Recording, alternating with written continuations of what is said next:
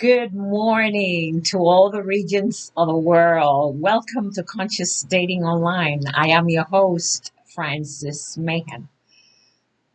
Today's episode will be about dating during the pandemic. How do we make our choices? In today's world where technology is so advanced and we are so enamored with our cell phones, our computers, and technology, we have created a new criteria by which connection is established online to try to meet our partners. A lot of dating sites have created an avenue for us to be able to connect and get in touch with other people. How do you make your choices? How do you endeavor into an avenue of the unknown, because you do not know what's on the other side? How do you learn to read from an intuitive perspective of who you are as a human being, to learn who is the person behind the photo? Dating is not so much about comforting the needs and desire of your partner or the person that you are seeking for as your soulmate. Rather, it is about the competition between the unknown. Why competition? Are you competing with your partner? You are competing with yourself about something you do not know. You are competing because you have not yet known whether this person is compatible with you or not. And that is what you're seeking for when you're looking for a partner. Do not look for happiness, comfort, finance, love, or anything outside yourself in your partner. You will be completely disappointed. I will give you an example. When I go on dating sites, I take a look at the photo. Let's say, for example, you look at the photo of Buddha. What did you see? You see a calm, peaceful, loving spirit. Try to learn from a photo what you see behind just the structure of what is before you. You can learn to read a lot about someone's personality from a photo. The FBI call this profiling. They observe an individual to see their behavior. Of course, behavior is different than a photo. But when people go on dating sites, they put more than one photo. This tells you what the person like, what they are like, what is their style, their personality, just from a photo. You can be able to determine a lot about an individual. Yes, it is possible. It is possible to determine whether you have something in common with that person. Let's say you're into fashion or you're into public speaking. Can you determine whether this person is in the same category of the things that you like? Look at the photos, see where they have been, what do they do, what is their entertainment, what is it that they like, are they sporty, are they travelers? A lot of people will put in their profile everything about what is it that they like, what are they looking for, what is it that they want out of a relationship. Not all the individuals that post what they post online are looking for what they say. So it is up to you to read the personality. Read vaguely what they have to say, but try to go deeper into the aspect of what this person is about. Get to know who they are through either a conversation, a video online. Find out what they like. Making choices is not difficult. Get the feeling and vibration from that person, from that photo. Look at the photo and see what did you see? What touches you about that photo? What is it that inspires you to click on the button and say, I think I prefer this partner. Let me connect with this individual. Is it a vibration? Is it an intuition? Is it something of the past that you have not mended and you're looking for in somebody else? That is why it is so important that you gather yourself together, that you, during this time of the pandemic, which is almost 2 years, have had the opportunity to learn to know who you are. What do you want? What are you looking for? How do you appreciate yourself? How do you utilize time when you are alone? What inspires you? What motivates you?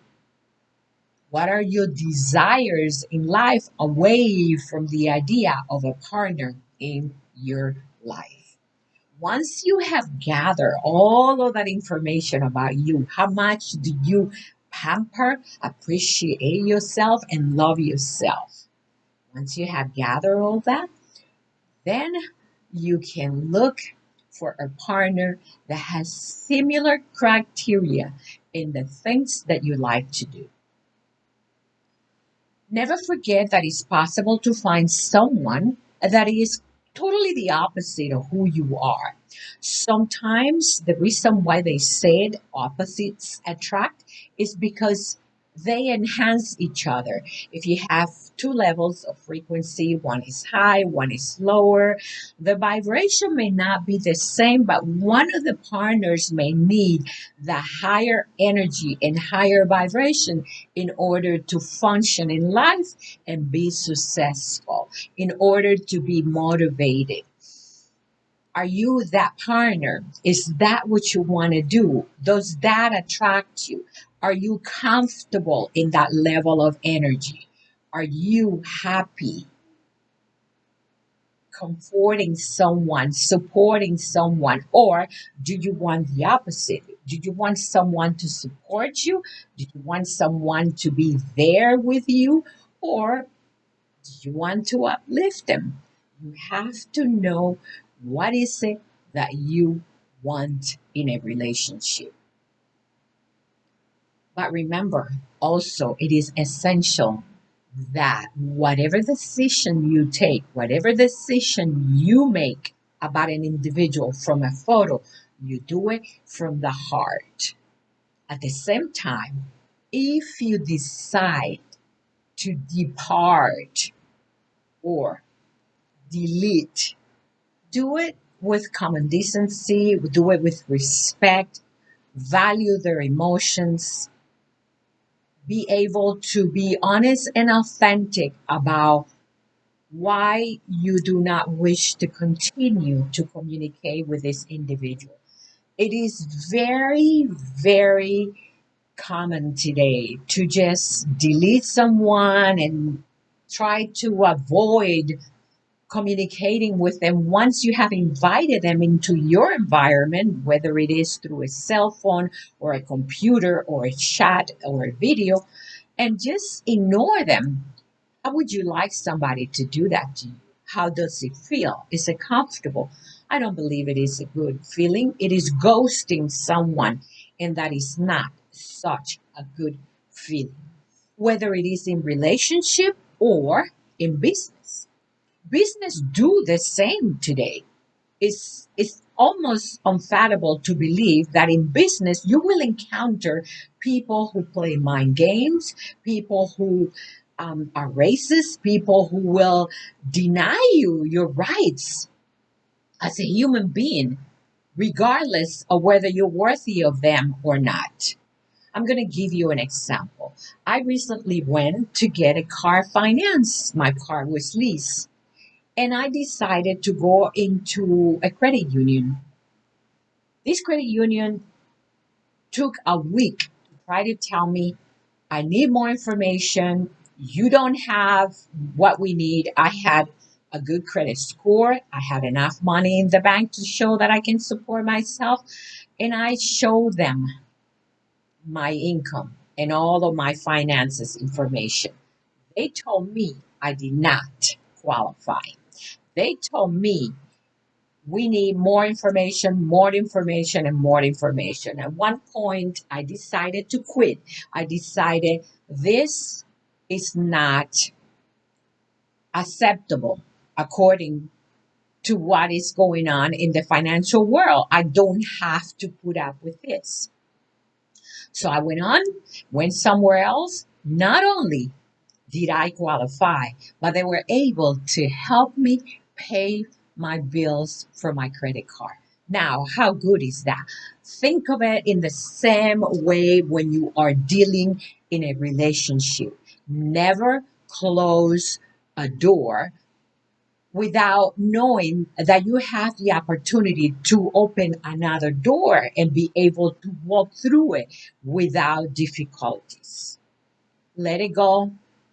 Allow this person, whoever it is that you are engaging into a relationship or communication with, to move on with their life. If they don't want you, if they ghost you, if they play mind game, and if they try to be abusive or disrespectful with you in any way, shape, or form. You, as a human being, whether it is a man or a woman, deserve the right to be loved, to be respected, to be appreciated, and to value yourself. Because only you can do that.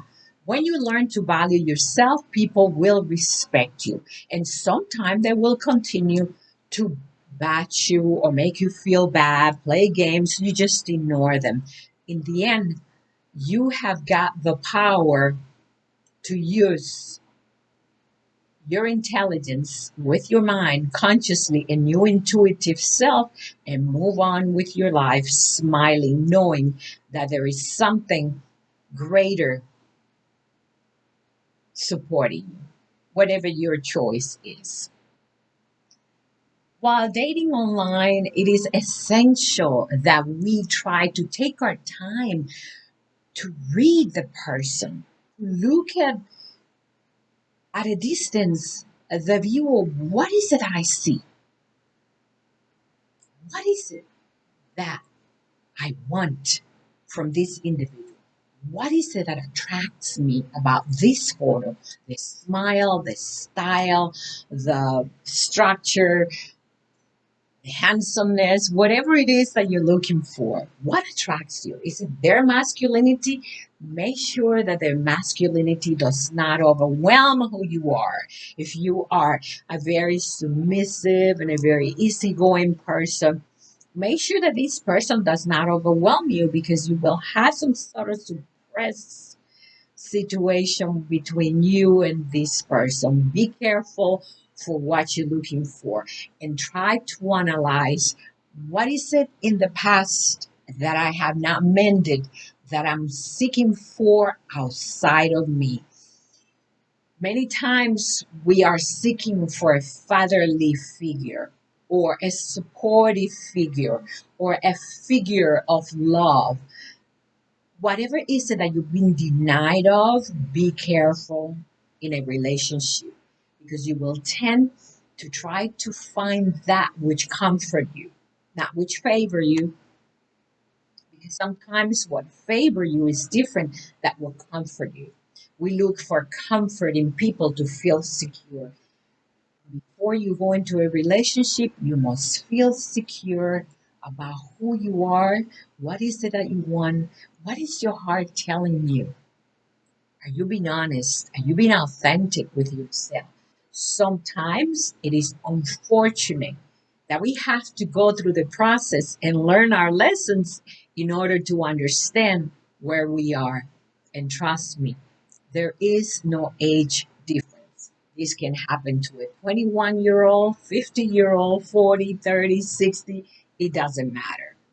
There are lessons that we continue to learn in life as we grow, mature, and continue to learn in the school of life. This is my conclusion about how to choose your partner, how to read someone, how not to allow yourself to fall into the wrong relationship by things that you haven't mended with yourself, how to move on if you find a relationship that is not for you, that could possibly be abusive, mind game playing, gaslighting you, which is very common today in relationship and in business. Look out for yourself. Number one, love yourself. Analyze and think about what is it that you want and move on with your search on your soul. Thank you so much for listening. It's been a pleasure as usual. Have a pleasant day.